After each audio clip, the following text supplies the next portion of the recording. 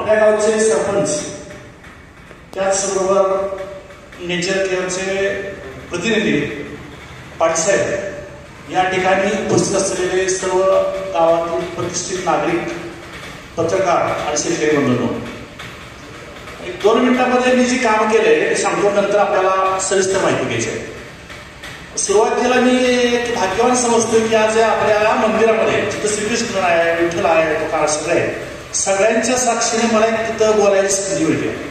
त्याच्यामुळं सुरुवातीला एक आपल्याला विनंती करतोय की आपण सगळे मोबाईल बंद ठेवायचे आणि तुमचं रोजचं प्रवचन असतंय. आज एक आपल्याला अध्यात्माशिवाय एक जगण्याची कला, आर्थिक बाजू कशी आपल्याला भक्कम करता येईल लक्ष द्यायचं.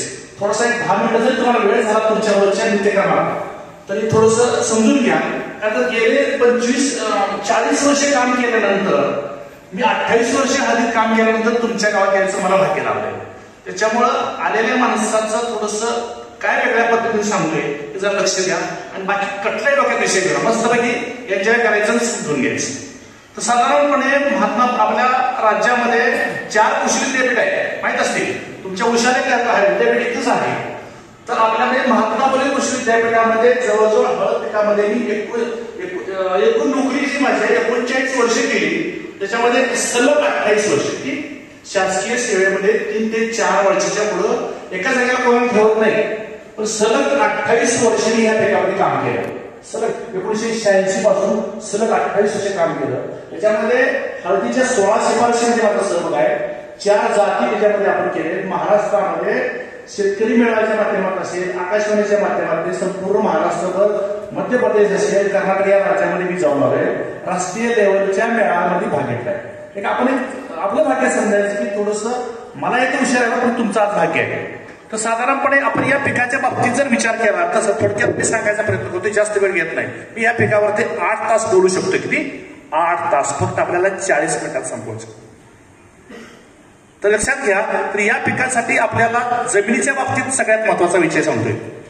जमिनीच्या बाबतीत निवड करत असताना उत्तम निचऱ्याची मध्यम ते काळी जमीन आपल्याला असणं गरजेचं आहे.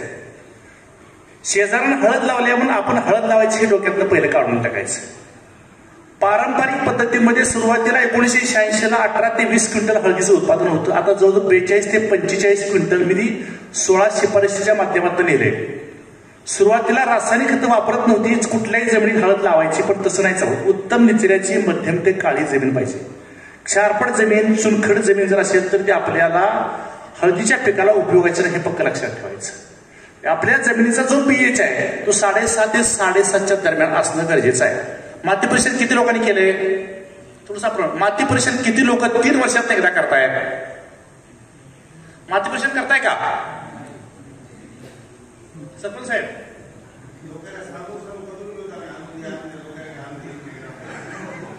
बघा, सरकारनं लाखो रुपये खर्च करताय आमच्या पगारावरती आणि फुकट करून घ्यायचं आहे. त्यासाठी आपले लोकप्रतिनिधी आहेत. लोकप्रतिनिधी वयानं लहान आहे म्हणून काय त्याला कळतंय म्हणायचं नाही. त्याला आपणच निवडून दिलंय ना. गावातल्या सोसायटीचा चेअरमन असू दे आपण निवडून दिलंय, सरपंचांना आपण निवडून दिलंय. माती परीक्षण करून घेणं, आपल्या मातीमध्ये असणारे जे घटक आहेत, नत्र असेल, स्फोट असेल, पालाश असेल, त्याशिवाय बाकीची जी अन्नद्रव्ये आहेत, ही सगळी अन्नद्रव्ये किती प्रमाणात आहेत. आपण ब्लड चेक करतो का नाही, रक्त चेक करतो, तसंच आपल्या माती चेक करणं गरजेचं आहे. त्याच्यामध्ये ऑर्गॅनिक कार्बन जो असतोय तर 0.20% पेक्षा जर खाली असेल तर आपली जमीन ह्या चांगल्या पिकाच्या लायक नाही समजायचं. ऑर्गॅनिक कार्बन जो आहे ते 0.40 ते 0.60च्या दरम्यान असला पाहिजे आहे. नत्राचं प्रमाण आहे जवळजवळ 250 ते 281च्या दरम्यान असलं पाहिजे. त्या स्फुरद प्रमाण आहे 15 ते 18% दरम्यान प्रति हेक्टर सांगतोय मी. त्याचबरोबर आणि पालाचं प्रमाण आहे 200 ते 250च्या दरम्यान असायला पाहिजे. हे सगळं हे प्रयोगातून सिद्ध केलेलं आहे. आपल्याला चांगलं उत्पादन काढायचं आहे की नाही. 40 क्विंटलही मजुरीचा खर्च तेवढाच आहे, 20 क्विंटल काढायला तेवढाच खर्च आहे. मग उगीच आपल्याला शेजारी करतोय म्हणून आपण हळद लावायची, सगळा खर्च करायचा, त्या करण्यात राहील. पारंपरिक पद्धतीचे हे तोटे आहेत, अशा पद्धतीने करू नका. हे जमिनीची निवड झाल्यानंतर आपल्याला रब्बी हंगामात तुमच्याकडे जे पीक आहे, मला वाटतं ज्वारी असेल, कापूस असेल, बरं ऊस तुमच्याकडे नसतोय. ऊसाच्या बाबतीत काय करायला मी सांगत बसत नाही, पण रब्बी हंगामातलं पीक निघाल्यानंतर सगळ्यात जो बेवड चांगला तो हरभऱ्याचा बेवड चांगला. हरभऱ्याचा बेवड असेल तर 10% उत्पन्न आपल्याला नेहमीपेक्षा चांगलं मिळतं. रासायनिक खतामध्ये जे आहे खतं जे आहेत त्याचं जर आपल्याला 10% कमी वापरली तरी चालतात. पण हे सगळं कसं आहे की रब्बी हंगामातलं पीक निघाल्यानंतर साधारणपणे आपल्याला जानेवारी किंवा फेब्रुवारीमध्ये जमीन चांगली नांगरायला पाहिजे. नांगरट करत असताना किमान 2 नांगरटी करायला पाहिजे. 2 नांगरटीमधलं किमान 1 महिना अंतर ठेवायला पाहिजे. उभी आडवी नांगरट करायची. बहुवर्षीय तणाचे जे अवशेष आहेत, आता उदाहरण एका मताशी मला म्हटलं मी येताना शेतकऱ्यांना की एवढ्या बाबळीची झाडं कशासाठी लावलीत शेता बाजूने दिसत आहेत. कसं आहे की अशा पद्धतीची झाडं असल्यानंतर या ठिकाणी हुमणीची कीड, बाबळीची झाडं, लिंबाची झाडं, या लिंबाची झाडं आणि बाबळीच्या झाडावरती सोयाबीन हुमणीच्या कीड जी आहे, हुमणीची कीड हे साधारणपणे एप्रिल महिन्यामध्ये या ठिकाणी यांचं बेलन होतं आणि त्याच्यामध्ये 8 ते 10 दिवसामध्ये परत ती आपल्या हळदीच्या शेतात अंडी घालते. त्याच्यामुळे आपल्या शेताच्या बाजूला ज्या झाडाचा उपयोगच नाही, ज्या हुमणीचा त्रास होते अशी झाडं थोडंसं कमी करायला पाहिजे. बाबळीच्या झाडाचा काहीच उपयोग, जंगलासारखी अवस्था आहे. तर अशा पद्धतीने लक्षात घ्या, जमिनीची निवड झाली तर चांगली नांगरट घ्या, जमिनीची चांगली भुसभुशीत करून घ्या, बहुवर्षीय तणाचे औषध काढून टाकायचे. आणि हे सगळं झाल्यानंतर आता काय 2 लागवडीच्या पद्धती आहेत हळदीच्या. एक सरीवरंबा पद्धत आणि गादीवापा पद्धत. आता सरीवरंबा पद्धत तुमच्याकडे कोण करत नाही ना, त्याच्यामुळे तो विषय घेत नाही. त्याच्यामध्ये सगळ्या पद्धती झाल्यात माझ्या करून. 2.5 फुटाची सरी झाली, 3 फुटाची झाली, 3.5 झाली, 4 झाली. आता बेडवरची लागवड गादीवापा पद्धत लागवड करायची. तर गादीवापा पद्धतीनं लागवड करत असताना आपल्याला किमान 5 फुटाचं अंतर ठेवायला पाहिजे. किती? 5 फुटावरती आपण जर सरी सोडली तर 2 ते 2.25 जास्तीत जास्त 2.5 फुटाचा बेड तयार होतो. हे जेवढं कशासाठी सगळं सांगतोय तर हे सगळे प्रयोग आपण करून बसलोय. अंतराचे चांगल्या उत्पादन देणाऱ्या जातीसाठी किती अंतर असायला पाहिजे सगळे प्रयोग आपण केलेत, सगळे अंतर झाले. याच्यामध्ये काय आपल्याला 2 ते 2.25 फुटाचा बेड तयारासाठी 5 फुटावरती आपल्याला सरी सोडायची आहे. बऱ्याच ठिकाणी मी बघितलं की 4 फुटावरती बेड आहेत. 4 फुटाच्या बेडवरती आपल्याला पिकाच्या वाढीसाठी जे अंतर पाहिजे आहे ते अंतर मेंटेन होत नाही. यासाठी लक्षात आलं. त्याच्यामध्ये काय करायचं, आपल्याला प्रति हेक्टर म्हणजे 2.5 एकराचं मी सांगतोय, त्याच्यामध्ये 25 ते 30 टन हे चांगलं कुजलेलं शेणखत पाहिजे आहे. त्याचबरोबर ते नसेल तर आपल्याला निंबोळ पेंडीचा वापर करा, करजी पेंडी वापरा, ग्रीन हार्वेस्टचा वापर करा. पण हे कसं आहे की बेसल डोस मध्ये आपल्याला नवीच्या जमिनीच्या वरच्या 9 इंचाच्या थरात पडलं पाहिजे. शेणखत आपण टाकलं, ही बाकीची खतं टाकली आणि 4 दिवस तसंच ठेवलं तर आपल्या सूर्याच्या उष्णतेमध्ये त्याच्यामध्ये असणारे घटक कमी होण्याची शक्यता मोठी असते. तर हे लगेच मातीच्या आत काढलं गेलं पाहिजे आणि मग आपण हे बेड सोडायचे. आता याच्यामध्ये काय करायचंय, आपल्याला जे जाती म्हणतोय, बऱ्याच ठिकाणी काय होतं, असा एखादा तज्ञ येतो ही जात चांगली आहे, ती जात चांगली आहे, कर्नाटक मधून आणल्या, आंध्रमधून आणल्या. आपल्या संपूर्ण देशामधून 150 जातीवर मी अभ्यास केलाय. किती? 150 जातीवरती अभ्यास केलाय. त्याच्यामध्ये लवकर येणाऱ्या जाती, उशिरा येणाऱ्या जाती आणि जास्त उशिरा येणाऱ्या. त्याच्यामध्ये सुरुवातीला 6.5 ते 7 महिन्यामध्ये, परत 8 महिन्यामध्ये आणि 8.5 ते 9 महिन्यामध्ये आपल्याला उत्पादन खर्चाचा विचार करता साधारणपणे ज्या जाती परवडतात त्याच करायचे लोक. तर त्यासाठी आपल्याला कृषी विद्यापीठानं जी शिफारस केलेली आहे त्याच्यामध्ये सेलम आहे, राजापुरी आहे, कृष्णा आहे, टेकूरपेटा आहे. त्याचबरोबर आम्ही एक नवीन फुले हरितद्रावण शिफारस केलेली आहे. तर अशा ह्या 5-6 जातीस आहेत उत्पादन खर्चाचा विचार करता आपल्याला परवडणार आहे. यांचाच आपण फक्त विचार करायचा, बाकी कुठलाही विचार करायचा नाही. आता हे सगळं झालं, जातींचा आपण विचार केला. आता बियाणं कसं असायला पाहिजे, बियाणं कसं असायला पाहिजे एक लक्षात घ्या. याच्यामध्ये काही ठिकाणी बियाणं जे आपल्याकडं, तुमच्याकडं कांडी बियाणं तुम्ही जास्त वापरताय आणि बंडा बियाणं कमी वापरताय. तर याच्यामध्ये कसं आहे की जेव्हा तुम्ही हळदीची काढणी करता, काढणी केल्यानंतर हे गड्डे जे आहेत, गड्डे हे सडण्याचं, कुजण्याचं प्रमाण तुमच्याकडे जास्त व्हायला लागलंय. यासाठी काय करायचं आहे, काढणी केल्यानंतर जे गड्डे आहेत या गड्ड्याची 2 ते 3 दिवसामध्ये माती लगेच झाडून घ्यायची. कसं होते, माती त्याला लागली की बुरशीचं प्रमाण वाढतं, किडीचं प्रमाण वाढतं आणि कंद कुजण्याची किंवा गड्डे कुजण्याची शक्यता जास्त असते. आणि हे सगळं निवडलेलं बियाणं हे सावलीत साठवायचं जेणेकरून हवा ही मोकळी खेळती राहिली पाहिजे, त्याला माती असता कामा नये. आणि असं बियाणं ठेवलं तर आपल्याला जवळजवळ 70% बियाणं चांगलं मिळतं, 10% कुजतं बियाणं सडतं. अशा पद्धतीने बियाणे साठवण करून हे बियाणं वापरायचं आहे. आता याच्यामध्ये गड्डे बियाणं आपण जर वापरले तर गड्डे बियाणं याच्यामध्ये उत्पन्न जे म्हणते ते तुम्हाला किती निघतं, साधारणपणे 40 ते 45 क्विंटल आपण गड्डे बियाणं. पण हे कसं असायला पाहिजे, हे साधारणपणे या गड्ड्याचं वजन 60 ते 100 ग्रॅम असायला पाहिजे. गड्ड्याचं वजन लहान नाही चालत. कमी असेल तर आपल्याला उत्पादन कमी मिळतं. 60 ते 100 ग्रॅम मोठं 125 असेल तरी चालतंय, काही अडचण नाही. आणि हळकुंड जर आपण वापरली तर त्या ठिकाणी हळकुंडाचं वजन 40 ते 60 ग्रॅम पाहिजे. फक्त गड्ड्याच्या ठिकाणी आपण जर तुम्ही कांडी वापरली, हळकुंड वापरलं तर याचं उत्पन्न 10% कमी आहे. हे सगळं प्रयोगात तुम्ही बघितलेलं आहे. त्याच्यामुळे शक्यतो आपल्याला गड्डे बियाणं वापरा. तुमचं ते पन्ना बियाणं म्हणतात ते वापरा. साधारणपणे असं बियाणं वापरलं तर अपेक्षित उत्पादन आपल्याला मिळतं. हळकुंड वापरले म्हणून खर्च कमी होत नाही. गड्डे बियाणं आपण अशा पद्धतीने वापरायचं. आता लागवड करत असताना या बेडवरती कसं आहे की हळदीच्या पिकाला बीज प्रक्रिया करणं महत्वाचं आहे. त्याच्यामध्ये कसं आहे, काही किडी आहे, काही रोग आहेत. या किडीच्या रोगाच्या नियंत्रणासाठी आपल्याला काही बुरशीनाशक आहे, काही कीटकनाशक आहे, याची आपल्याला बीज प्रक्रिया करणं गरजेचं आहे. तर सुरुवातीला काय करायचं आहे, रासायनिक बीज प्रक्रिया करायची. रासायनिक बीज प्रक्रिया करत असताना 7 ते 10 मिनिटं बियाणं त्या द्रावणात बुडून राहिले पाहिजे. आपली सगळ्याच गोष्टीत गडबड असते, टाकायचं काढायचं, टाकायचं काढायचं, तर चालत नाही तसं ते. त्याच्यामध्ये त्या आंतरप्रभावाची औषध आहे, ती औषधं त्या बियाणामध्ये आत गेलं पाहिजे, त्यासाठी बुरशी भरत नाही. आपण फक्त काय करतोय, आपल्याला बीज प्रक्रिया केल्याचं समाधान होतंय. आणि रासायनिक बीज प्रक्रिया केल्यानंतर आपल्याला जेव्हा हळद लागवड करायची त्याच्या अगोदर आपल्याला ही जैविक बीज प्रक्रिया करायची. त्याच्यामध्ये ॲसिडोबॅक्टर असेल, PSP असेल, ह्या सगळ्यांची बीज प्रक्रिया करायची आणि मग 4 ते 6 तासामध्ये लागवड झाली पाहिजे. हे सगळं लक्षात घ्या. हे जे बियाणं आहे 60 ते 100 ग्रामचं बियाणं असू दे, पण नकळत डोळं फुगलेलं असं बियाणं पाहिजे. कसं नकळत डोळं फुगलेलं बियाणं पाहिजे. अर्धवट कुजलेलं, सडलेलं, मऊ झालेलं बियाणं वापरायचं नाही. असे गड्डे काही काही मऊ असतात काय, दाबल्यानंतर मऊ असं बियाणं वापरायचं नाही. ज्याला कोंब आल्यानंतर हे असं बियाणं वापरायचं नाही.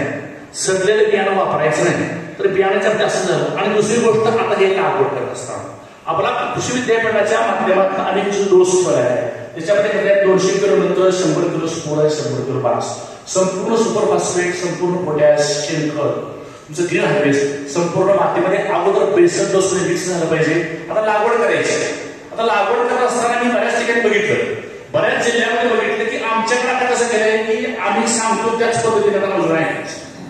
बऱ्याचशा कसं होईल, ज्यावेळेला तुम्ही स्वतः नवीन एखादा कोणता असतो त्यावेळेला ते मजूर ऐकत नाही. हे कसं आहे, तुम्ही आता लावा करायमध्ये, तुम्ही आता लावा करा, आम्ही काय लावतो ही भाषा असते बरं. आम्ही काय हळद लावतो तसं नाही चालत. त्याच्यामध्ये आम्ही 15 सेंटीमीटर लावून बघितले, 20 सेंटीमीटर, 30 सेंटीमीटर, 45 सेंटीमीटर. जर आपल्याला चांगलं उत्पादन असेल, घ्यायचं असेल तर आपल्याला 2 ओळीमधलं अंतर, 2 ओळीमधलं अंतर 30 सेंटीमीटर ठेवायचं, 2 गड्ड्यामधलं अंतर 30 सेंटीमीटर ठेवायचं. थोडक्यात 1 फूट बाय 1 फूट अशा पद्धतीने लागवड करायची. दुसरी गोष्ट, लागवड करत असताना गड्डे लावल्यानंतर त्याच्यावरती किमान 1 इंच माती पाहिजे. किती? 1 इंच माती पाहिजे. जर वरच्यावर लावलं तर त्याला फुटणारे खूप आहेत, तर त्याला हळकुंड आहेत. ते हळकुंड काय वरच्यावर येतात तर आपल्याला चांगलं उत्पादन मिळत नाही. तर हळद लागवड करताना एवढी काळजी घ्या. दुसरी गोष्ट, आपल्याला हळद लागवड केल्यानंतर तणनाशकाचा वापर करताना, तणनाशकाचा वापर करताना कसं आहे की पहिल्या 24 तासामध्ये ॲट्रायझिन चालतं, गोल चालते. ॲट्रायझिन घेतलं तर साधारणपणे पंपाला 3 ते 5 ग्रॅम घ्यायचं आहे. जर गोल घेतलं तर 1 लिटरला 3 ते 5 ग्रॅम घ्यायचं आहे आणि गोल घेतलं तर 1 ग्रॅम घ्यायचं आहे. हे करत असताना पाण्याचा पीएच 7.5 ते 7 pH पाहिजे. पाणी सुद्धा चांगलं पाहिजे. पाण्याचा पीएच कमी असलं तर आपल्याला थोडं चांगलं रिझल्ट चांगले मिळत नाही. आपण तणनाशकाला नाव ठेवतो. जर आपल्याला आंतरपिके घ्यायची असतील त्याच्यामध्ये हळदीमध्ये, बऱ्याच ठिकाणी तुम्ही आंतरपिकं घेत नाही. आमच्याकडे आंतरपीक आम्ही घेतो. त्याच्यामध्ये संपूर्ण पालेभाज्या आहेत. त्याच्यामध्ये मेथी असेल, पालक असेल, साखर असेल, कोथिंबीर असेल, त्याचबरोबर घेवडा आणि समाजामध्ये घेवडा असेल. त्याच्यामध्ये TTS 222 वाढणारे सोयाबीनची 1 फुटच वाढते. सोयाबीन किती? द्राक्षाच्या घासासाठी त्याला शेंगा मिळते येतात. असं सोयाबीन जरी आपण घेतलं तरी चालतो. त्याचबरोबर झेंडूच्या काही बाग आहेत, लहान एकदम वाढणार आहे, अशा घेतल्या तरी चालतात. पण ती कधी घ्यायचं आहे, आपल्याला बेडची एखादी लाईन बाजू एका बाजूला मिरची घेतली तर आपल्याला किमान 2 ते 2.5 फूट अंतर ठेवायला पाहिजे. झेंडू घेतली तर तेवढंच अंतर ठेवायला पाहिजे. पालेभाज्या घ्यायला काय अडचण नाही. दोन्ही बाजूला 2-2 लाईन टाकल्या तर काही फरक पडत नाही आपल्याला. एक पालेभाज्यामध्ये हळद उगेपर्यंत आपली पालेभाजी निघून जाते. तर माझ्या माहितीनं प्रति एकरामध्ये 25 ते 30 हजार रुपये आपल्याला या आंतरपिकात मिळतात. प्रति एकरामध्ये होते. हे फक्त करून स्वतः करून आपण विकायला पाहिजे. जर आपल्याला पहिल्या 1 ते 2 दिवसामध्ये तणनाशक मारणं शक्य नाही झालं तर ऍट्रेज जे आपल्याला राऊंडअप सारखं नॉन सिलेक्टिव्ह तणनाशक चालतं, पण ते कधी 8 ते 10 दिवसामध्ये मारायला पाहिजे. त्यावेळेला कसं आहे की कंद सगळे झाकलेले पाहिजेत. उघड्या कंदावर उघड्या डोळ्यावर जर आपले औषध पडलं तर ते कंद मारण्याची शक्यता असते, कंद कुजण्याची सडण्याची शक्यता असते. पण हे जर 2 तणनाशक शक्य झालं नाही तर ते करायचं आहे. हळदीची उगवण व्हायला किमान 1 महिना लागतो. चांगलं बियाणं असेल तर 1 महिना लागतो आणि 1 महिन्यानंतर आपल्याला त्याच्यामध्ये नंतर जो आहे तो 50% नंतर द्यायचा आहे, मुळे फुटलेले असतात. आणि त्याच्यानंतर जो राहिलेला नंतर आहे तो 2.5 ते 3 महिना भरणी करायला द्यायचा आहे. आता भरणी करणं हे महत्वाचं आहे आपल्याला. तर सध्या मला वाटतं 2.5 ते 3 महिन्याचं पीक आहे आपल्याला, बरं आहे का?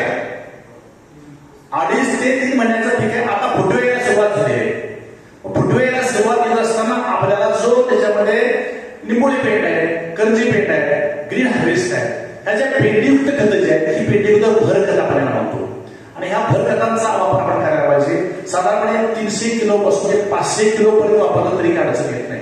जर आपल्याला आपण पूर्वीची खतं कशी वापरणे याच्यावरती या पेंडी वापरणं अवलंबून. हे काय करायचं आहे, याच्यामध्ये भरणी करत असताना समजा एकरी एकच डीएपीचं पोतं, त्याचबरोबर ग्रीन हार्वेस्ट साधारणपणे 200 किलो, त्याचबरोबर पोटॅशचं 1 पोतं आणि मार्केटला जे तुमच्याकडे मायक्रो मिळतात, मायक्रो झिंक असेल, फेरस असेल, मॅग्नेशियम जास्तीत जास्त एकराला 25 किलो हे सगळं मिक्स करायचं आणि बेड जो सोडण्यात मधली सरे या सरेमध्ये सगळं टाकायचं, माती उकरायची. तर तुमच्याकडे कशा पद्धतीचं अवजार आहे आणि सगळी माती खत मिक्स झालेली माती बेडवर पडायला पाहिजे. आलं लक्षात? यासाठी सध्या ही काळाची गरज आहे. आणि हे नाही केलं तर मी तुम्हाला नंतर माझ्याकडे फोटो लागतो. आमची हळकुंड आहे, ती हळकुंड वरती आलेली हळकुंड ती साधारण 1 इंच वाढतात, पुढे वाढत नाही आणि आपल्याला उत्पन्न. यासाठी भरणी करणं हे महत्वाचं आहे. तुम्ही त्याला भर लावून म्हणताय, भर लावून माती लावून, ठीक आहे, असं एक तो शब्द आहे. माती लावणं असू दे, भर लावणं असू दे हा शब्द आहे. ती करून घ्या. दुसरी गोष्ट सकिंग पेस्ट. काही ठिकाणी आपल्याला हळदीच्या पानावरती पांढरे स्पॉट दिसत आहेत, पांढरे डाग आहेत. तर त्याच्यावरती काय झालंय, काही किडी जे आहे त्याचा रस शोषून घेतलाय. पान जेव्हा सुरळीत असतं त्यावेळेला त्याच्याचा रस शोषून घेतलाय. त्याला काही काळजी करण्याची गरज नाही. त्याच्यामध्ये सायफर प्लस सायफर मेथड जे आहे क्लोरोसायफर, त्याची एकाने फवारणी केली तर गरज नाही, भरपूर काय गरज नाही. पण आपल्याकडे काय झालंय, आता पाऊस झालाय जास्त, सतत पाऊस झाल्यामुळं आपल्याला त्या ठिकाणी जमिनीची ओल तेवढी कमी होत नाही. सतत ओलावा राहिल्यामुळं मग लागण्याची, कूज लागण्याची शक्यता आहे. त्याच्यामुळे आपल्याला प्रिव्हेंटिव्ह म्हणून आपल्याला काही गोष्टी करणं गरजेचं आहे. जिथं मग लागल्या त्याच्याकडं WF आहे. WF हे ह्याच्याबरोबर आम्ही मेटारायझिन, WF आणि काही रसायन यांचाही प्रयोग आम्ही घेतलेला आहे. या प्रयोगातून आम्हाला मेटारायझिन पेक्षा आमचंच आहे, मेटारायझिनच्या WFचे रिझल्ट आम्हाला सांगले. प्रिव्हेंटिव्ह जर घेतलं तर जास्त चांगलं. फक्त मला वाटतं 1000 रुपये रेट, 990 काहीतरी फक्त खर्च आहे. आणि प्रत्यक्षात शेतावरती ज्यांनी घेतले त्यांच्या लक्षात येते म्हणून ही अगोदर जर घेतलं तर जास्त काळजी. आता जास्त काळ्या जमीन, हलक्या मालाच्या जमिनीचं प्रमाण कमी आहे. ज्या जमिनी जास्त ओल टिकून राहते, काळ्यानी भारी जमीन, तिथं तेवढी काळजी घ्या. सप्टेंबर ते नोव्हेंबर हा महिना गेला. सप्टेंबर ते नोव्हेंबर या काळामध्ये हळदीच्या पानावरती लीफ ब्लॉच, काही शेतकऱ्यांच्या मनात बघितलं लीफ स्पॉट, त्याला तुम्ही करपा म्हणा. तांबूस रंगाचे लहान टिपके पडतायत, तांबूस रंगाचे मोठे टिपके पडतायत. आम्ही टॅप्रिना मॅक्युलन्स आणि टॅप्रिना कॅप्सिकी ह्या 2 बुरशी आहेत. या 2 बुरशीमुळे येणारे रोग आहे. टॅप्रिना मॅक्युलन्स किंवा लीफ स्पॉट जो आहे तो हळदीच्या खालच्या पानावरती येतोय. लीफ ब्लॉच जो आहे वरती येतो, कुठेतरी कोपऱ्यात येतो आणि नंतर तो पसरतो. यासाठी काय करायचं आहे, बाजारामध्ये मिळणारी बुरशीनाशक आहे त्याच्यामध्ये M25 असेल, कार्बोनाट असेल, COC असेल, 1% बोडो असेल आणि त्याच्यानंतर ट्रीट, अशा पद्धतीचा सिक्वेन्स ठेवून आपण फवारणी करणं गरजेचं आहे. साधारणपणे 2 ते 3 फवारण्या करायच्या. 2 फवारण्यामध्ये किमान 1500 अंतर असायला पाहिजे. आलं लक्षात? लगेच फवारणी करायची नाही, 2 फवारण्यामध्ये 1500 अंतर पाहिजे आहे. आणि जर पेट्रोल पंपाला आपण फवारणी करायची असेल तर हे जे औषधाचं प्रमाण आहे किंवा दुप्पट ठेवायला लागतं, त्याशिवाय तो डोस क्लिअर होतो. सप्टेंबर ते नोव्हेंबर याच्यामध्ये पुन्हा काय, फक्त हे करायचं, पाणी व्यवस्थापन महत्वाचं आहे. पाणी व्यवस्थापन हे करत असताना ठिबकच्या माध्यमातून मला जे लक्षात आलं, मला ठिबक आहे असंच सांगायचं, पण गेले 5-6 वर्षापूर्वी असं लक्षात आलं की आपण पिकाला पाणी देत नाही. आपण ठिबक चालू करतोय आणि मी सकाळी चालू केलं की संध्याकाळी पण बंद करतोय जाऊन. बेडची उंची किती आहे? नवीन ते किती आहे? जास्त जास्त 1 फूट आहे. पिकांच्या मुळांच्या कक्षेत हे पाणी राहिलं पाहिजे, तेवढंच पाणी आपण द्यायचं आहे. पिकांच्या मुळाच्या कक्षेत पाणी राहिलं पाहिजे, एवढंच पाणी द्यायचं आहे. आता मध्यम काळी जमीन आहे, याला पाण्याची गरज, पण ज्यावेळेला पाण्याची गरज आहे त्यावेळेला जास्तीत जास्त गरज आहे त्यावेळेला 3 ते 4 तास चालू ठेवायचा आहे, 1 दिवस गॅप टाकायचा आहे. आपलं समाधान कधी होते? त्या बेडमध्ये पाणी आल्यावर, बाहेर आल्यावर पाणी. बरोबर आहे का? बरोबर आहे का चुकीचं आहे? अशा पद्धतीनं पाणी व्यवस्थापनामध्ये आपण दुर्लक्ष केलं तर आपण काय करतोय? आपण रोगाला ओढवून देतोय. तर ती पाणी व्यवस्थापनामध्ये काळजी घ्या. पिकांच्या मुळाच्या कक्षेत जिथे पिकांची मुळं आहेत त्या ठिकाणी तेवढंच पाणी पाहिजे, तिथं खतं राहिली पाहिजे. खतांचं लिसिंग होतंय, पाण्याचं प्रमाण जास्त होतं आणि मर रोगाचं प्रमाण परत वाढत जातं. तर यासाठी पाणी व्यवस्थापनाची काळजी घ्या.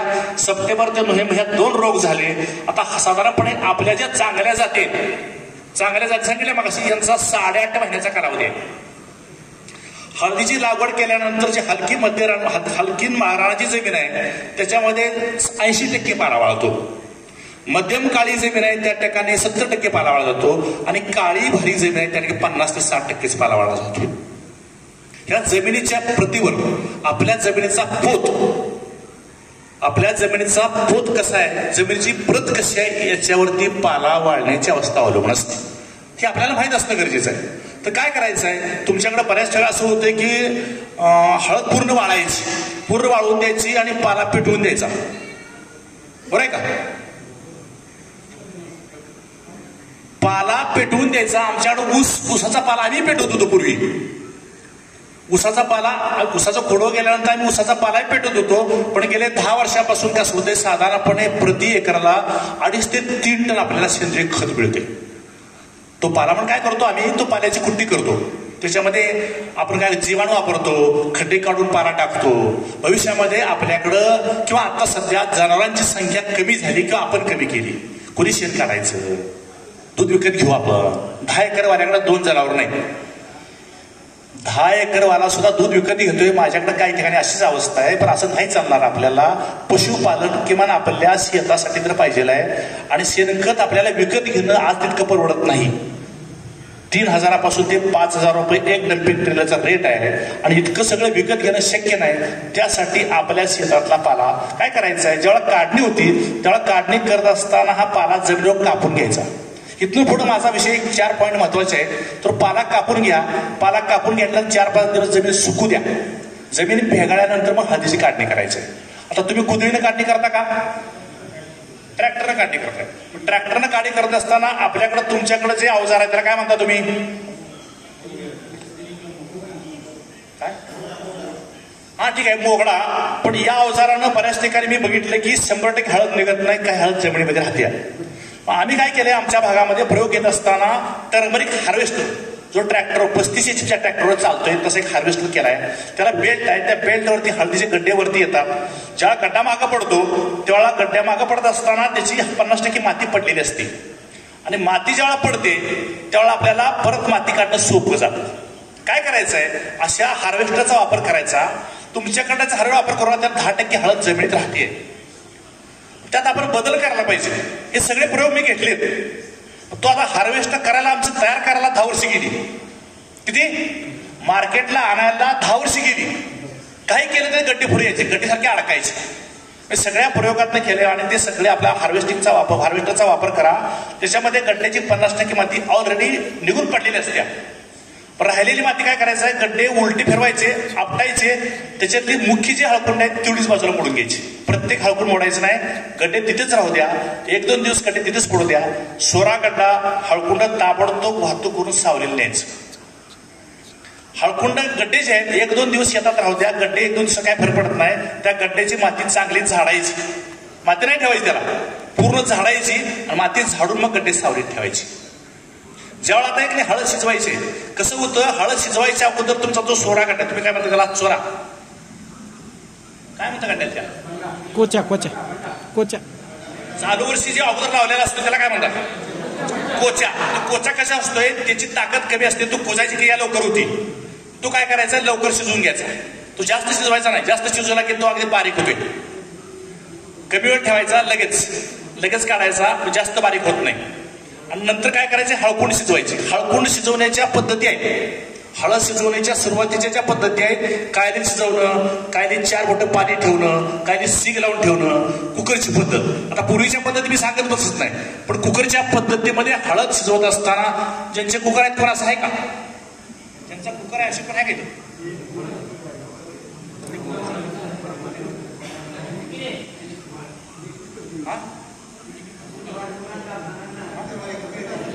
असू दे, एक लक्षात घ्या, कुकरच्या पद्धतीमध्ये हळद शिजवत असताना काय होते, हळद शिजल्यानंतर काय होते, हळद खालनं वर शिजते, कुकरच्या खालच्या बाजूला हळद वर शिजते, बरोबर आहे का? आणि जेव्हा शिजल्यानंतर वाफ बाहेर येते, हळद शिजल्यानंतर वाफ खालच्या बाजूला बाहेर येते. खालच्या बाजूला ज्यावेळेला वाफ बाहेर येते तेव्हा काय करतो, वाफ आली की आपण लगेच काढतोय. काय करता तुम्ही, वाफ आली की लगेच तुम्ही हळद बाहेर काढताय. मला सांगा, भातासारखा आपण घरी भात करतो ना, त्याला आपण 3 शिट्टीची वाट बघतो. किती, एका शिट्टीवर जर काढला भात शिजेल असतो का? एकाच शिट्टीवर आपण भात काढला भात शिजेल असतो का?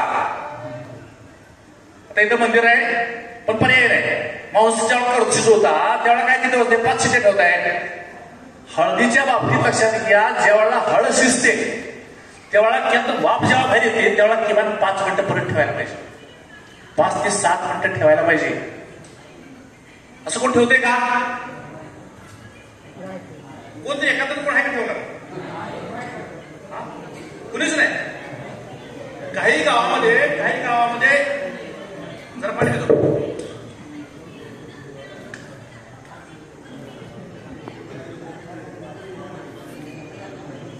तुम्हाला काय होते, तुम्ही हळद कच्ची शिजवली, 20 दिवस हळद ठेवते, 20 दिवस वाळते होतात हळद, 15 दिवस, 20 दिवस, 22 दिवस. चांगली हळद शिजली की 10 ते 12 दिवसांमध्ये वाळते. ज्यावेळेला हळद शिजवली असती त्यावेळेला काय करायचं, पहिले 4 दिवस 4 ते 6 बोटाचा थर ठेवायचा. किती, 4 ते 6 बोटाचा. आणि त्याच्यानंतर काय करायचंय, खालची हळद वरची हळद खाली करत राहायचं, सारखं 1 दिवस हळद करत राहायचं. सूर्यप्रकाश सगळ्या हळदीला मिळतो आणि चांगली हळद वाळते. 100% हळद शिजली तरच आपल्याला चांगली वाळते, अन्यथा वाळत नाही. जे खरेदीदार व्यापारी आहेत त्यांना चांगले कळतं की तुमची हळद किती शिजलेली आहे. आणि चांगली हळद शिजली असेल तर तुम्ही म्हणता काय, दगडी कडक कधी हळद चांगली शिजली, चांगली वाळली तरच ते कडक होते आणि मग त्याची पावडर चांगली होती, त्याच्यामध्ये कुरकुरीचं प्रमाण चांगलं राहतं. पण काय करतोय आपण, लगेच झालं पाहिजे, इंधन वाचलं पाहिजे, लगेच झालं पाहिजे, कशासाठी मारायचं. ह्या गोष्टीमध्ये मी सगळे प्रयोग करून बघितले साहेब. एकदा तुमच्या व्यापाऱ्यांचा विश्वास होऊ द्या. आणि ते व्यापारी काय करतात, जेव्हा हळद कशी वाढली आहे तुमच्याकडे ते चांगलं बारकाईने बघतात, ते त्यांना कळतं बोटात मोडल्यानंतर हे ओला आहे, वाढला आहे, किती शिजलंय. तर चांगली वाढलेली हळद मला माझं कुठल्या एका गावात मी गेलो, शेतकऱ्यांनी सांगितलं मला, साहेब म्हणे इतरांच्या हळदीपेक्षा माझ्या हळदीला प्रत्येक क्विंटलला 500 ते 700 रुपये जास्त मिळतो. कुठलं तरी शेतकरी होते, मला त्यांनी उठून सांगितलं, साहेब म्हणे आमच्या गावात मी एकटाच करतो, कोण ऐकत नाही म्हणे माझं. तुमच्या गावात 4 लोक करा, पुढच्या वेळेस 40 ऐकतील. हळद ठेवायची. आणि हळद वाळवत असताना शेणनेटचा वापर करा. शेणनेट असेल किंवा बाजारामध्ये किलोच्या भावामध्ये जुन्या साड्या मिळतात, जमिनीवर टाकायचं बंद करा. नसू दे, बाजारामध्ये किलोच्या भावामध्ये साड्या मिळतात, त्याच्यावर काय अडचण नाही. कसं ते कणी गोळा करायला त्रास होतो. हळद वाळायला पाहिजे 8 ते 10 दिवसामध्ये हळद वाळली पाहिजे. आता वाळल्यानंतर काय, परत पॉलिश करायचं. पॉलिश करताना एवढंच करायचं, ज्यावेळेला मार्केटला हळद लावायचे, जेव्हा आपण मार्केटला हळद लावायचे त्याच्या अगोदर पॉलिश करून घ्यायचं. अगोदर 6 महिने पॉलिश करून ठेवायचं नाही. पॉलिश केल्यानंतर त्याच्यामध्ये मोठी हळद, मध्यम हळद, लहान हळद, कणी हे वेगळ्या प्रकारचं ग्रेडिंग करायला पाहिजे. आणि मग आपल्याला मोठ्या हळदीला दर वेगळा मिळतो, लहान कणीला दर वेगळा होतो. आणि मग हे चांगल्या पोत्यात पॅकिंग करून आपण मार्केटला टाकलं पाहिजे. साधारणपणे 4 एकर वाला जो कोण आहे शेतकरी, 1 एकर ठीक आहे, 1 एकर, पण 4 एकर वाल्या शेतकऱ्यांनी एका ठिकाणी सगळा माल लावायचा नाही. बरं, त्याला तेव्हा चहा देऊ दे, जेवण देऊ दे, काय देऊ दे, एका ठिकाणी तुमचा माल लावायचा आहे. 4 लाईनला लावायचा, 4 ठिकाणी लावायचा. हे सगळं मी मार्केटला जाऊन बघितलेलं आहे. काही बाबा 50, तुमच्यात किती, आमच्या सांगलीला फक्त 50 व्यापारी आहे. तुमच्यात किती आहे? तुमचं मार्केट इथं नांदेड का बसमध्ये राहील, तर ध्यानात ठेवायचा आपल्या मालाला आपला माल 4 ठिकाणी लावायचा. 4 एकराचा नाही म्हणत 100 क्विंटल माल असेल, एका ठिकाणी जास्तीत जास्त 25 क्विंटल माल लावायचा. मग लक्षात येतं की बाबा मार्केटमध्ये कशा पद्धतीनं मार्केट कमिटीचं नियंत्रण आहे, आपल्या मालाला चांगला दर मिळतोय काय, तर हे बारकाईने बघायचं. ज्यावेळेला तुमच्या मालाला एखादा दर कमी मिळेल तेव्हा लक्ष ठेवायचं. तर अशा पद्धतीनं आपण जर चांगल्या पद्धतीने मिळवतोय, जमिनीची निवड महत्वाची आहे, बियाणाची निवड महत्वाची आहे, योग्य अंतरावर लागवड करायला पाहिजे, जेव्हा कीड आहे रोग आहे तेव्हा योग्य वेळी काळजी घ्यायची, पाण्याचं व्यवस्थापन महत्वाचं आहे, सगळं आपण आणि शिजवणे तितकंच महत्वाचं आहे. या 4 ते 5 गोष्टीची काळजी आपण वेळेवर घेतली तर आपल्याला साधारणपणे 35 ते 40 क्विंटल, काय काही 45 क्विंटल सुद्धा उत्पन्नाचा मी घेतलेला आहे. सुरुवातीला रासायनिक खतं वापरत नव्हती, पण आम्ही हा जो डोस ठरवलाय या पद्धतीनं काही लोकांनी 6 फूट माझ्या उंची इतकी हळद वाढलेली, माझ्या उंची इतकी हळद वाढते, लोक चांगल्या पद्धतीनं पिकवत आहेत. अजून काय तुमच्या शंका असतील तरी ते विचारून घेतो मग, आणि मग त्यानंतर आपण बोलवतो. उठून मला सांगा फक्त, मी तुमचे क्लिअर करतो.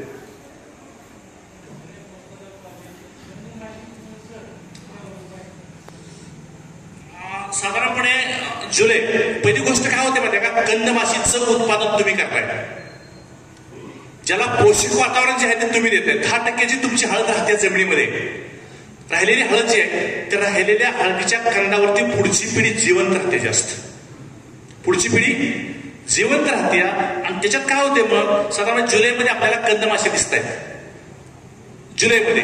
ह्याच्यामध्ये ही कंदमाशी उघड्या गड्ड्यावरती अंडी घालते, उघड्या गड्ड्यावर अंडी घालते. ही सगळी अवस्था जी आळीची अवस्था त्या गड्ड्यामध्ये पूर्ण होती खाऊन. याच्यावरती आपल्याला पिथियम आणि फिजियम जे बुरशी आहेत, ही बुरशी ह्याच्यानंतर वाढते, अगोदर होत नाही.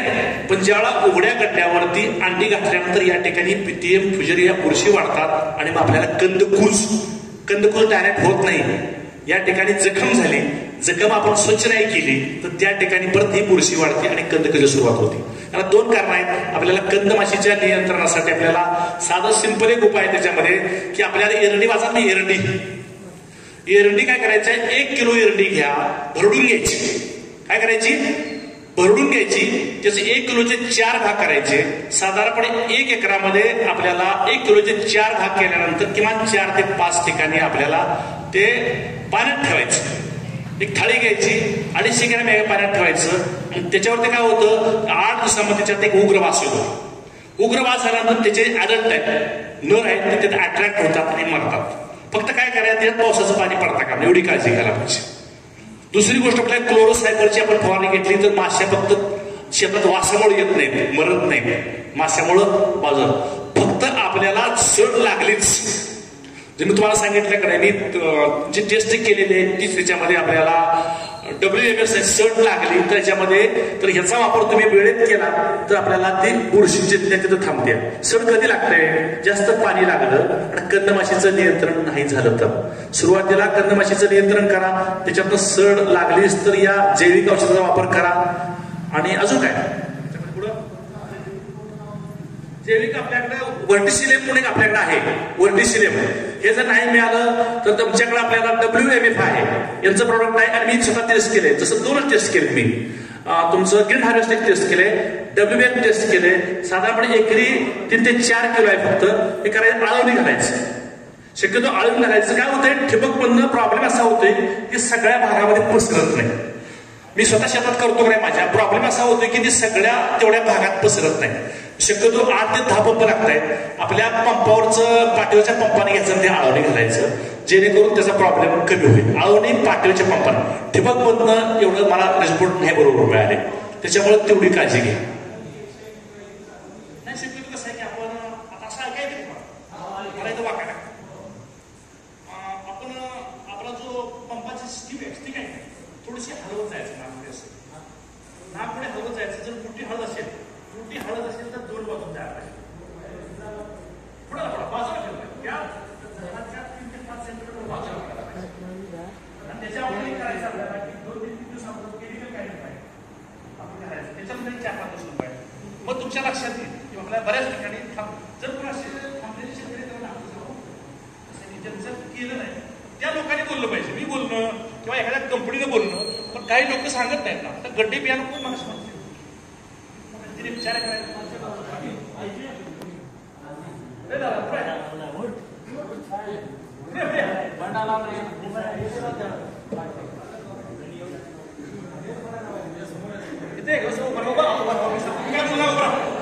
तुम्हाला बघू द्या उभं राहा फोटो मध्ये पेपर किती हात आहे तुम्हाला काय आज शेतकरी हळद म्हणजे फार मोठा बागायत आमच्या सगळ्यांनी गड्डे लावले तुम्ही जाऊन बघायचं का मला शक्य नाही तर जाऊन बघितलं मला त्याचा जाऊन फोटो काढायचा बघायचं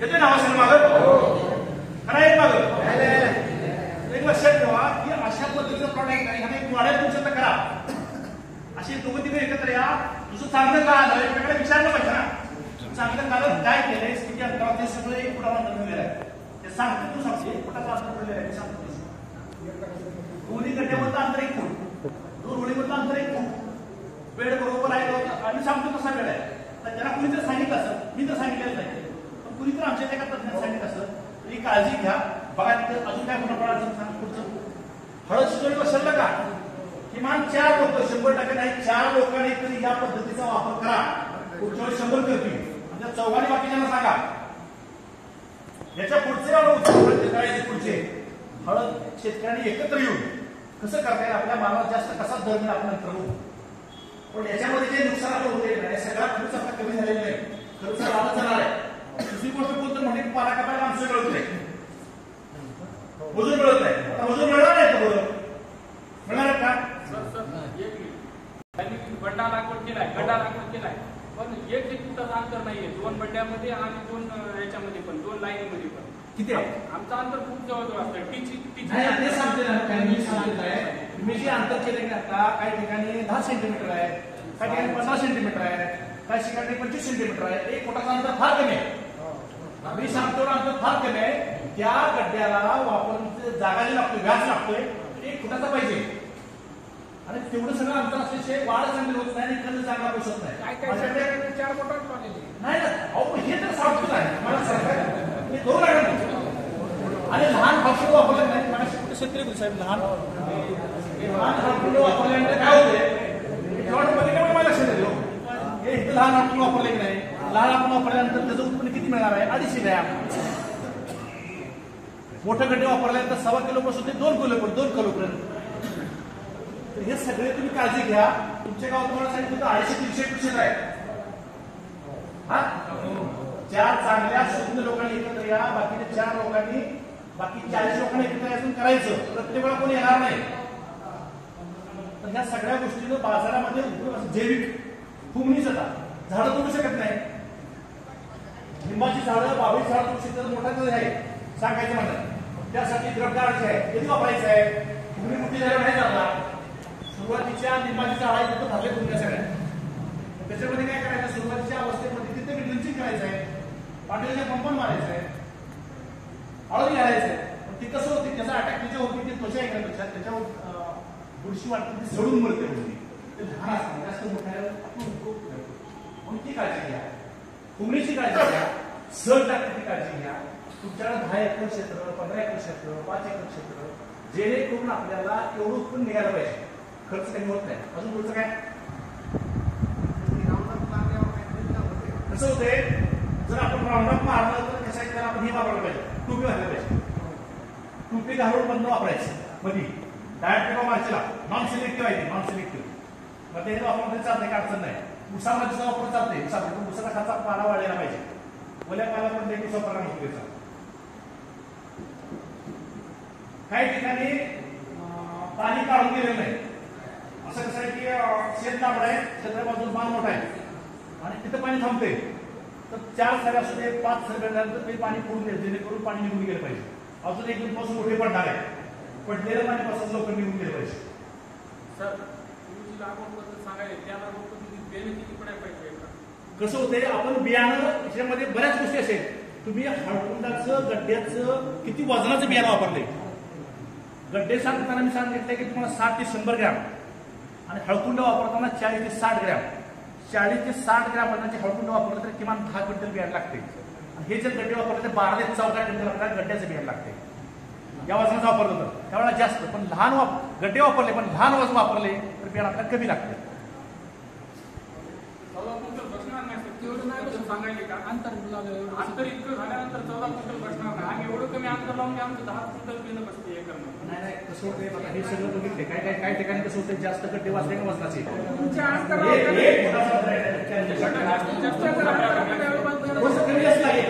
कमी होईल त्याच्याबद्दल नाही. फक्त बियाणाचं वजन जे आहे वजन काही ठिकाणी वाढलं जास्त वजन 100 ग्रामच्या पुढे गड्डे होऊ शकतात. वजन वाढण्यावर हे अवलंबून आहे. एखादा क्विंटल कमी जास्त होऊ शकते, जास्त होणार नाही. शिल्लक आहे तर राहू दे, पण हे अंतर तुम्ही मेंटेन करा पाहिजे. आणि काही लावत असताना एखादी वार्ता करून लावून मिळते ते उत्पन्न काय होते, सड लवकर लागते आणि उत्पन्न किती कमी मिळते आपल्याला. बुरशी लागते लवकर. फक्त ब्लीच वगैरे करताना काळजी घ्या. अजून काय साधारणतः वीजगड्या शेणखतासाठी मेटालाचा किती वापरला जातो? वीजगड्या शेणखतामध्ये मिक्स करण्यासाठी मेटालाचा किती लावतात? 3 ते 5 किलो. 3 ते 5 किलो. 3 ते 5 किलो वापरायचं. कसं करायचं म्हणजे जेव्हा हे लक्षात घ्या, तुम्ही मेटारायझर जेव्हा वापरशीला काय आणि ग्रीन कार्ड जेव्हा वापरशीला तेव्हा कसं आहे 100 ते 200 किलो मध्ये 100 ते 200 किलो मध्ये टाकायचं. काय जेव्हा टाकण्याची पाळी फेकून टाकायचं तेव्हा काय करायचं 100 ते 200 किलो मध्ये 8 दिवस टाकायचं. आपण आडी लावतो भट्टी करा सगळं. तरी 8 ते 10 दिवस भट्टी लावायची आणि नंतर शेतात टाकून घ्यायचं. शक्य असेल तर, नसेल तर आपल्याला आळव घ्यायच पाहिजे. फक्त तुम्हाला तुमच्याकडची परिस्थिती बघितली तर 90% होमली कंट्रोल होणं अवघड आहे, कारण फुमलीला पोषक वातावरण आहे. तर जून मध्ये कसं होते, साधारणपणे एप्रिलच्या शेवटी अंडी घालतात. 8 ते 10 दिवसामध्ये आळी तयार होते. सुरुवातीच्या पहिल्या महिन्यामध्ये लवकर कंट्रोल होऊ शकतं, पुढे गेल्यानंतर जरा अडचण येते. तेवढी काळजी घेणं महत्वाचं आहे. सर आपल्याला बेनेट व्हायचे म्हणल्यावर कशा प्रकारचे औषध टाकायचं? आता कसं होते, हळद काढणी केल्यानंतर जेव्हा माती झाडून घेतली आपण आणि माती झाडून घेतल्यानंतर आपल्याला सुरुवातीला रासायनिक बीज पेरणी क्लोरोसोमची सुरुवातीला करायला आम्ही सांगतो ते कोण करत नाही, तुम्हाला वेळ लागते. काय कसं होते, साठवणीमध्ये सुद्धा बुरशी वाटायला शिकत असते आणि आपल्याला असं शंकूसारखा ढीक करायचा, गोल उंच ढीक करायचा. आणि जेव्हा हळद लागवड करायची आहे, एक महिन्याभर काही करायचं नाही. हळद लागवड करायची, त्याच्या वेळेला काय करायचंय, वरून पाणी सोडल्यानंतर ते तळातलं पाणी निघायला पाहिजे. वरून आपण पाणी फवारलं, संपूर्ण बाजूला ते तळात निघायला पाहिजे. आपण 4 बाटल्यात पाणी टाकतो, तेवढंच कोरं झालं तेवढ्यालाच कोंब येतात. संपूर्ण बियाणं भिजलं पाहिजे आणि बियाणं भिजल्यानंतर सगळ्या बियाला एकसारखे कोंब येतात. आणि लावत असताना जेव्हा लावण करायचंय तेव्हा त्याच्या मुळ्या काढायच्या. अगोदर मुळ्या काढायचा खर्च मोठा आहे, अगोदर मुळ्या काढत बसायचं नाही. जेव्हा हळद लागवड करायची तेव्हा मुळ्या काढून घ्यायच्या, तेव्हाच गड्डे निवडायचे. लावायचे गड्डे योग्य आहेत, मऊ झालेले सडलेले तेव्हाच बाजूला काढायचे. नाही काढले तर काय नाही प्रॉब्लेम कसं होतंय की आपल्याला मुळ्या नाही काढल्या तर आपल्याला पटकन लोकांची उगवण आहे.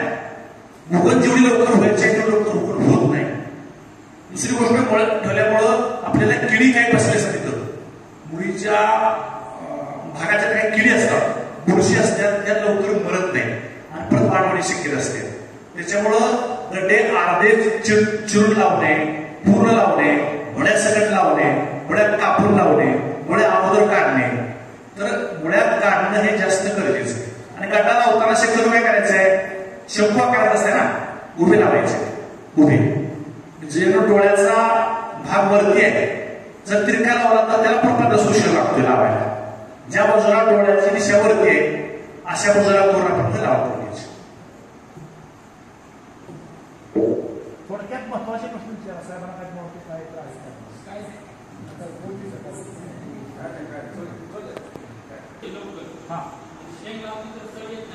नाही कसं झालं, एक लक्षात घ्या, तुमच्या गड्ड्याचं बियाणं आहे, गड्ड्याचं बियाणं मऊ झालेलं असेल, लक्षात घ्या. चांगला गड्डा असेल तर 100% येणार नाही. जर गड्डा तुमचा लावताना जर मऊ असेल, पहिले घ्या त्याची ताकद 25% कमी झालेली आहे.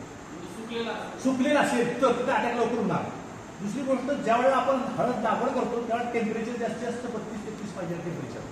त्याच वेळेला जर काय टेम्परेचर जास्त असलं, जमिनीचं तापमान वाढलं असते, त्याचबरोबर सूर्याची उष्णता आणि त्या ठिकाणी जर पाण्याचं प्रमाण कमी झालं तर कशाच आहे ते आपल्या असमतोलपणामुळे पाणी देण्याच्या व्यवस्थापनामुळे तिथं पूज लागली शिकत असते. तर सुरुवातीला काय करायचं, जेव्हा आपण लावगड करतो तेव्हा जास्तीत जास्त जमीन थंड दिसली आहे. सुरुवातीच्या काळामध्ये जास्त जमीन थंड दिसली आहे. आता कसं आहे, आधी तिसऱ्या ते चौथ्या दिवशी आपण पाणी देतो. तर तुम्ही कसं करायचं आहे, त्यावेळेला जमीन कशी थंड राहील कसं होईल. तुम्ही पाणी जर कमी दिलं एप्रिल महिन्यामध्ये तर सूर्याची उष्णता सगळ्यात महत्त्वाचं कारण जमीन रासायनिक खतं आणि पहिल्यांदाच सुरू झाली शिकत असते. सुरुवातीच्या काळामध्ये पाणी कमी पडून देऊ नका, जमीन थंड ठेवा, काही प्रॉब्लेम येणार नाही. कंद चांगले पाहिजे, जमीन थंड ठेवा, वातावरणात थोडासा गारवा असला तर लागू करा. बीज प्रक्रिया करताना मी जैविक सांगितलं, जैविक असू दे रासायनिक असू दे 7 ते 10 मिनिटं बुडून जाईल.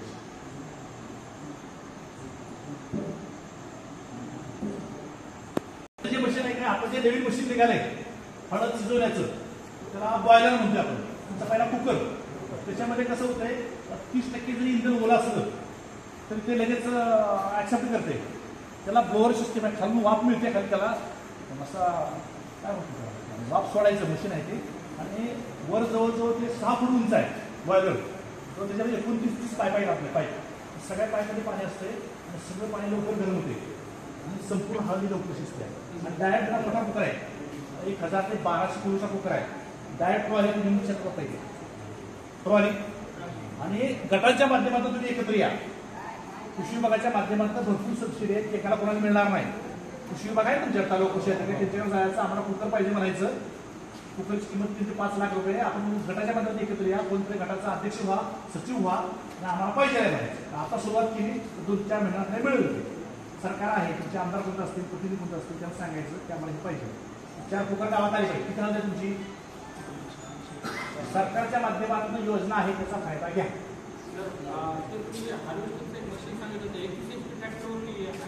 हा नाही 35च्या पुढं जमीन उखडायच्या 1 फूट ते मशीन घ्या प्लीज. हा कधी कशी घ्या, पण मशीन घ्या. मशीन आमच्या भागात सांगितलं आहेत करणार लोक. तुमचा एक गट करा, सगळ्यांचा गट करा, 1-2 त्याच्यामध्ये ऍडमिन व्हा. त्याच्यामध्ये फक्त तुमची समस्या आहे काय, समस्या तुमची समस्या त्यात सांगायची. फोन करतो ना आम्हाला, समस्या त्यात सांगा. बा दूध लागल्या काढणी करताना या गोष्टी आता भरणी करणं पटलंय का बाजूला चुकीचं आहे. आता ज्यांची राहिले तरी भरणी करून घ्या. आता भरणी करणं महत्वाचं आहे. शिजवायच्या पण याला येऊन जाईल. आता भरणी करणं महत्वाचं आहे. रासायनिक खतं किंवा पेंडी जर मातीत टाकल्या तर ते लागू होतात, वरच्यावर लागू होत नाही ते. सर तुमचं बघा.